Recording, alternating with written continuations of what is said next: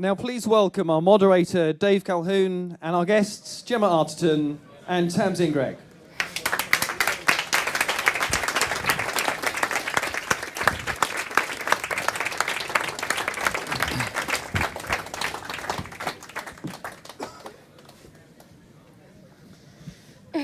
good evening, everybody. Welcome to the Apple Store here on Regent Street. Welcome to you two as well. I'm pretty guessing that nobody here will have seen the film so far because it opens on Friday. So I just want to recount a little bit about what the film is and what the clips are from before we start talking about it.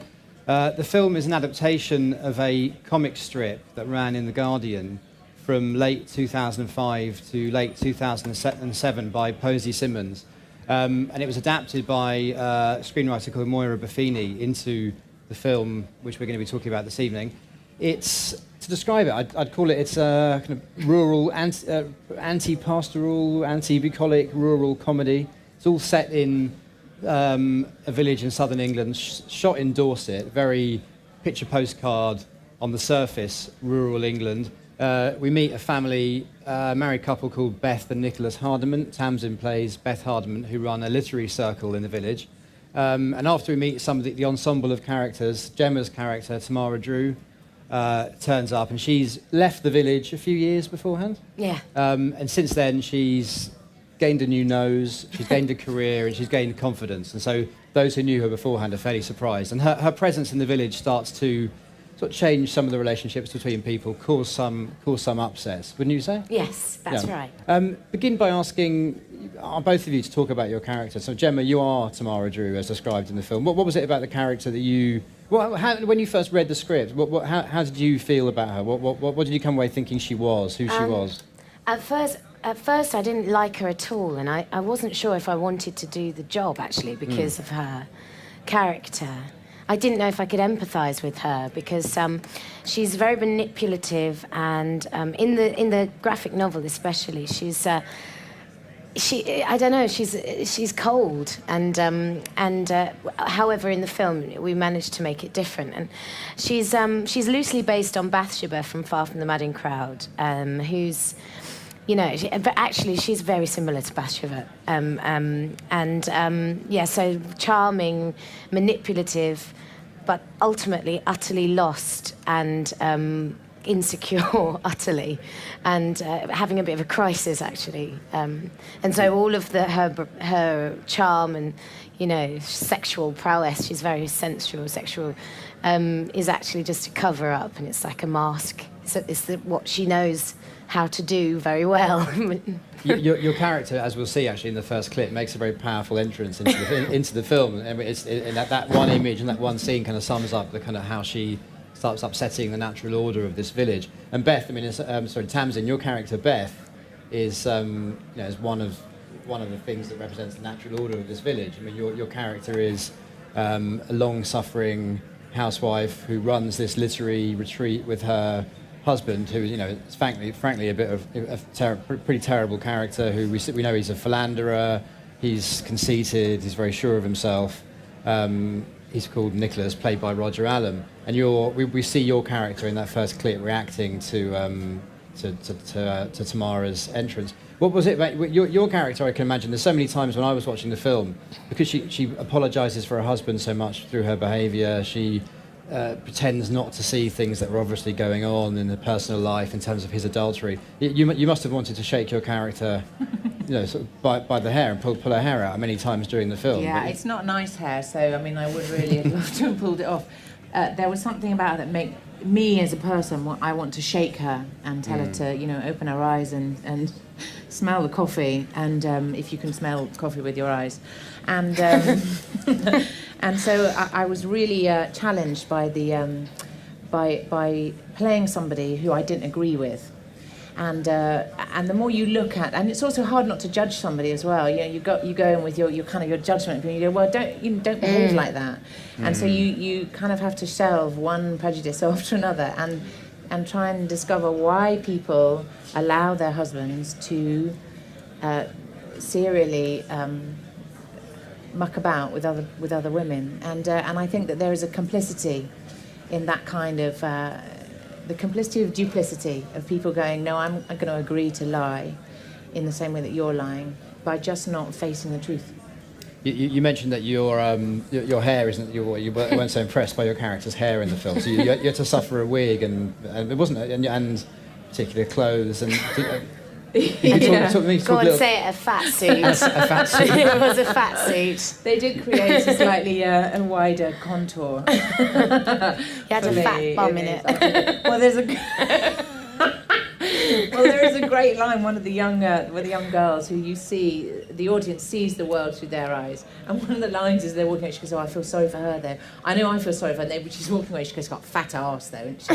So basically, I just sort of created this character around somebody who's just slightly let herself go because her eye is on everybody else. Sure. Well, let's see the first clip, and I think everything we've just been talking about there will become a bit more clear.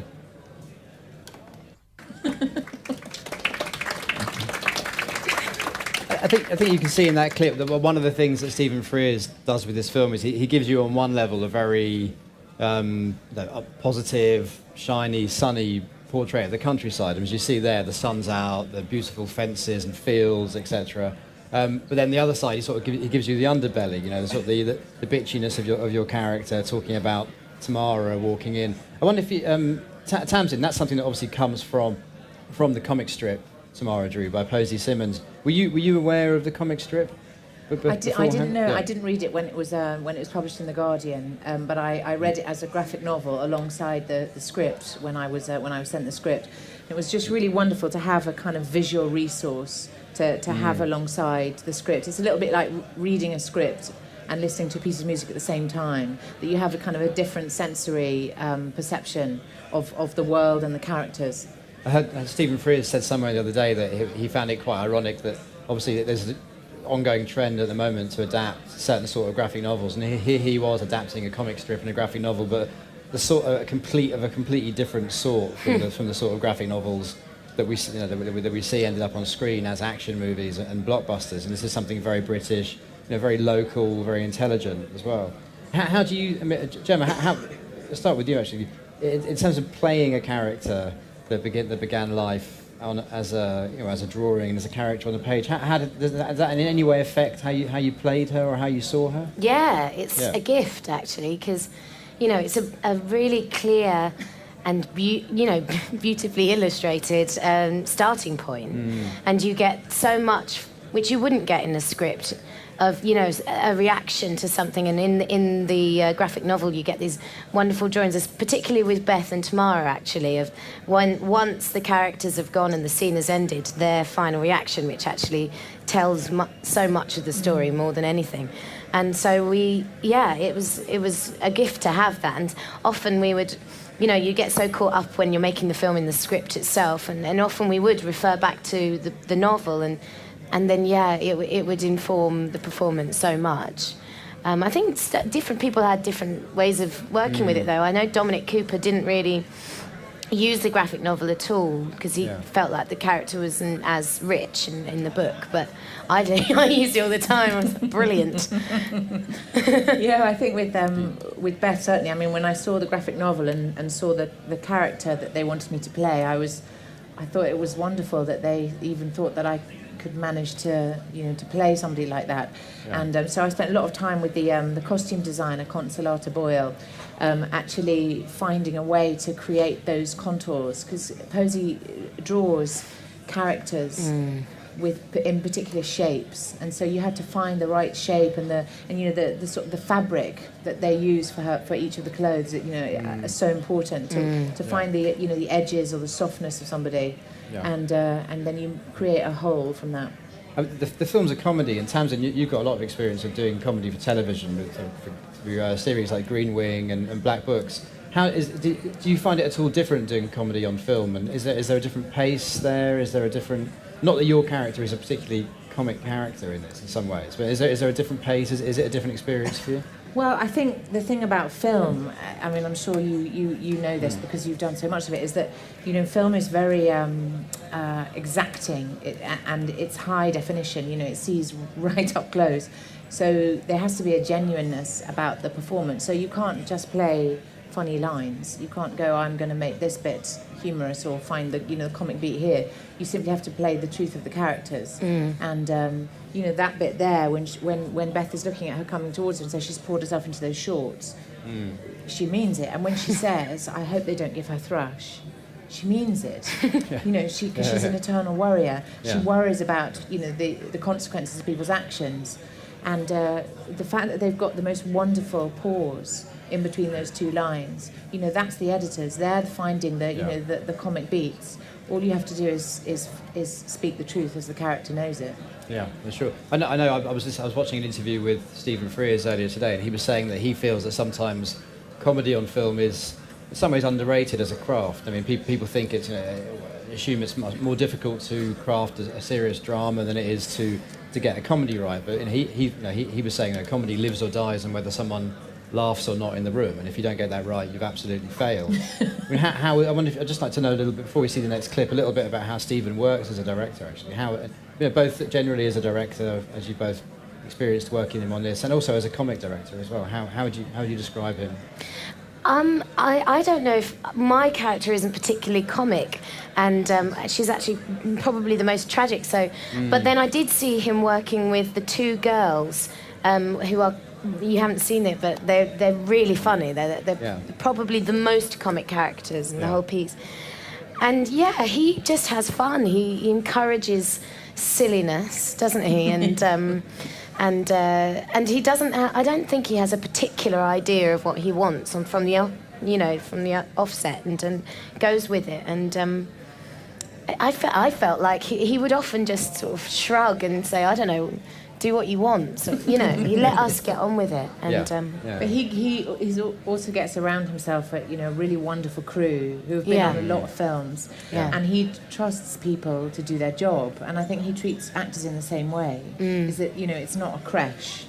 He expects you to turn up and know what you're doing, and he just allows this environment where he goes, well, just do it. Yeah, and also he has an amazing casting director, Leo Davis. I think she really is responsible for the chemistry of the actors, and that's often what it is on set. The casting is so crucial, but more so it's how the actors relate to one another. And I felt like it just was so natural, especially with the girls. Again, they're so perfectly cast, and the way they work together. Kind of, it just happened when they were on set then, and so Stephen would say, well, they're doing it, And Stephen was very clear from the beginning that he said if he was going to make the film, he didn't want to do it with huge stars. And then he got Gemma Arterton.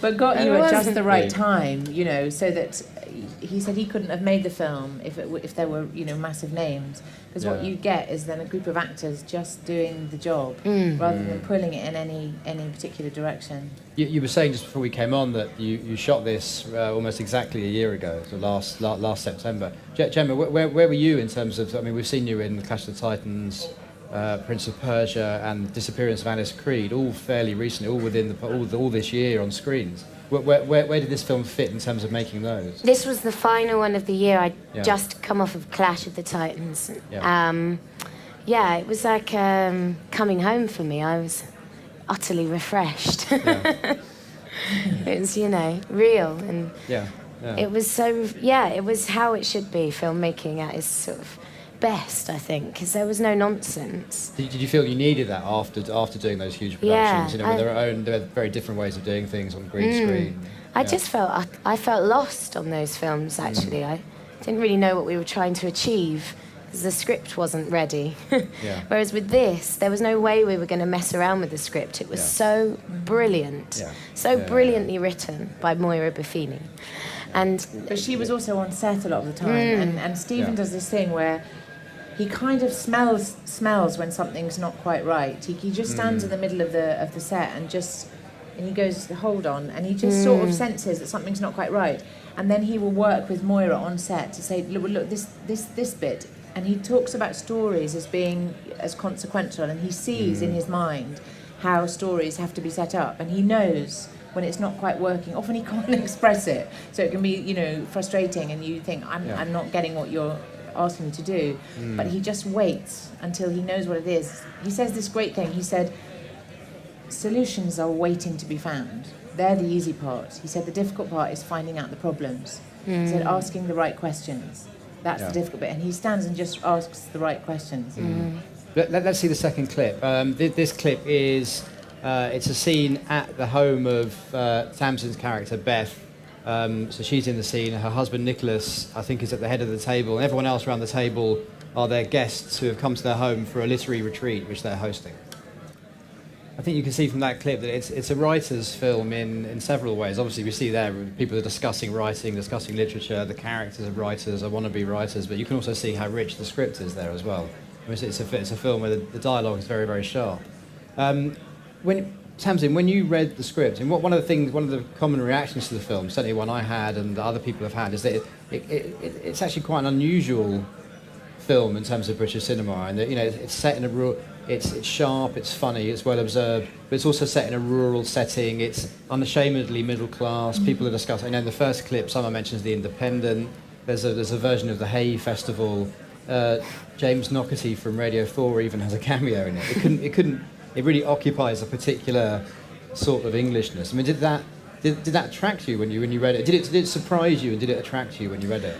I mean, there's a part of you that thinks this will never get made because it's not cutting edge enough. You know, it's not Ken Loach, it's not Shane Meadows. You know, who wants to go to the cinema and spend time with Radio 4 listeners? Yeah. The miracle is the UK Film Council did put money up for it. Yeah. Because Stephen Frears thinks that the middle class are a peculiar breed that deserve to be looked at under a microscope and seen with all their flaws and weaknesses and foibles and ridiculousnesses. Yeah. And he's sort of honoured that. It's curious though that TV does that happily, radio does that happily, theatre does that happily in terms of investigating all levels of British society and everything. But film seems to be much more nervous about doing it, as if there's the worry that people don't want to go in and see that. And I think this film will prove that not to be the case. That you can investigate, you can cover those sorts of areas and those sorts of people in a funny and in a smart way. Did it surprise you when you read it? Well, I don't know this world at all because I grew up in the sort of Ken Loach-esque film on the council estate, so I didn't. Yeah. So it surprised me, the script. It was, I wanted to sort of go there and see what it was like, and I didn't know if it was going to translate very well, internationally. Yeah. Because and apparently it has, and because it's so British. But then if you think about very successful British comedies, they have sort of been about the middle class, haven't they? Like Notting Hill and someone did apparently. Four Weddings. Yeah. Absolutely. Someone apparently said to Stephen Frears, which I think he was quite pleased about. They watched Tamara Drewe and said, "Well, it's like Richard Curtis with balls." Yes, that's right. Yeah, Richard Curtis with balls. But there's something dirtier and less manageable about this film. Yeah. I realise that time is running away with us a little, so I'm going to move straight on to the third clip now, please. This clip is a scene between Gemma's character, Tamara, and her boyfriend at the time, who's called Ben, played by Dominic Cooper, who's also the drummer in a band. And they initially meet because one of the reasons you're in the area is to interview him because he's playing at a local festival. It's definitely one of the film's many, many funny scenes, and Dominic Cooper gives a great over-the-top performance as Ben, the drummer in the band. It struck me actually when I watched the film a second time the other day that there's although your characters Tamara and Beth are on the surface quite different. Tamara's open, confident, independent, and you're in some way Beth is somehow stuck, some way stuck in this marriage. Both of you don't really seem to see the truth about the men in your lives. I mean, we know it's obvious to us that your husband's a philanderer, but Ben as well is that clip hints a little. He's not the most likable of characters. Your character is head over heels in love with him, and we question his motives as well. There seems to be that link between the two. But I think as well, Stephen Frears is really interested in looking at the Englishness of our behaviour. Is that we wear so many masks, and that English behaviour is a front, and he's interested in scratching below the surface of why we pretend that everything's all right, or why we put over a performance of confidence and self-control when actually underneath all is fear and misunderstanding. Yeah. And that's in some ways you see that through the very look of the film in some ways. Sort of sunny and kind of rural and pastoral on the surface, and all these things are bubbling under. And I think when you do go to see it, Gemma was talking about the characters of the two teenage girls who pop up every now and then. They're in some ways, well, they are separate from the main characters we are watching, but every now and then we see them talking at the bus shelter or walking through the fields, observing what's going on and talking about it in a way that kind of reflects the fact they've been reading a lot of Heat magazine and women's magazines and watching a lot of trashy TV as well. And they're a great comic chorus in the film as well, I think. I'd like to take questions from you. I hope there are some out there. Anyone like to start off? Please don't be shy. If not, I'm going to... Okay. There is a microphone going around as well, so please wait for that. Hello. Am I on? I'm loud? Yeah, I can hear you. I'm fantastic. I guess my question to Gemma is, obviously, as was mentioned before, we've seen you an awful lot on the big screen over the last year. We've also seen you in the West End. And I guess I wondered, as a performer, which you enjoyed more, because we obviously enjoy watching you in both. But do you find theatre or film a slightly more visceral experience? I think I prefer the process of theatre. I love it. Rehearsing, it's brilliant. And film is different it's different because you're always, all the way through filming, you're kind of rehearsing as well. You're never putting out the finished product. But it depends, it really does depend on the job, because I loved Tamara Drewe. I loved making it so much. It was like, and I loved Alice Creed as well, because it was like it was like theatre, But it really does depend on the job. They're so different, unbelievably different. And Tamsin, you, as I said before, you move a lot between radio, theatre, TV, and film. Is that having that? Do you find that variety really sort of keeps your enthusiasm, keeps your energy going? Yeah, absolutely. But it's just sort of different, techniques that you have to bring to each job that keep your muscles oiled. Yeah. And we did Tamara Drewe last year, and then I was fortunate enough to go on to my next job with Gemma, and it was in the theatre. So we were working together in completely different mediums with different approaches, and it was such a brilliant way of continuing a working relationship. Was that the little dog laughed here in the West End? Yeah. Yeah. Tamsin, I must apologise. I didn't realise before researching this evening, actually, you also play a long-running character in The Archers, which seems to me a kind of unusual connection with this film. It's been described as a sexed-up version or a dirty version of The Archers in some way. Yeah. And I didn't realise you actually played a character. Yeah, I know. I've got a perfect body for radio. Is there another question out there, please?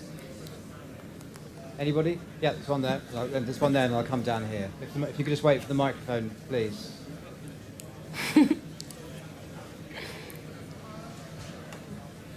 I feel a little bit now after hearing this that I might need a bit of a study guide before I see the film. Is there anything you can say to kind of reassure me that I'll be able to get it and enjoy it without knowing all the literary context and everything? Well, as an independent observer, I can say you don't. Just go and see it, and it's fun, and I think you'll enjoy it, and it'll wash over you. But the experts can defend it as well. I think the film, I honestly think that it's a great film, and that you get that when you watch it. And we're just talking about it, but you don't need to know all of this stuff. You don't even need to know that it's loosely based on Far From the Madding Crowd. It's so loosely based on that, isn't it? It's kind of annihilated it. But yeah, it's just Stephen's done an amazing job at. You do get all of that, It's a very much an ensemble film. And there are so many really beautifully rich characters, and they're all very strong and well played. And it's none of it's lost, I don't think. Yeah, and Stephen said, he read the script. He knew the graphic novel and had read it in The Guardian when it was serialised, but he said he couldn't believe it when it came and it landed on his lap, and he just started reading it and thought, this is a wonderful gift. It's funny, it's sharp, it's witty, it's sexy, and it's just a wonderful standalone story that just it just comes at you. You don't need any help. It's also quite farcical as well. I mean, although there are people sitting around dinner tables discussing literature, there's also scenes with stampedes involving cows and a lot of bonking as well. So it's quite. It's not highbrow. Yeah, it's quite a good advert. Yeah, go and see it because there's a lot of bonking. I'm now sold, thank you. Good. Hope one more ticket sold. There's someone down here, please. Tamsin, you said that the roles you played before were very likeable to you. You liked Green. I know you from obviously Green Wing and the Black Books, which was excellent, by the way. And you say this role is very different for you in these cases. I mean, do you find that the roles that came before were very similar to your personality type, or are they just things you enjoyed doing that much, and this one was more threatening to you, or is there a type of role you enjoy playing more? Well, that's a very interesting question. I maybe it's my problem actually that I that I make them too likable. You know, I find that if you're going to have to spend time with a character, you know, you're going to have to find ways to like them, because otherwise it's too painful. And you know, Beth's journey in that is very painful, and she does, you know, there's a lot of tears and a lot of snot and a lot of throwing plants around. And there are two big fight scenes in this between me and Roger Allen. We happened to do them in the same week because of, you know, locations and everything.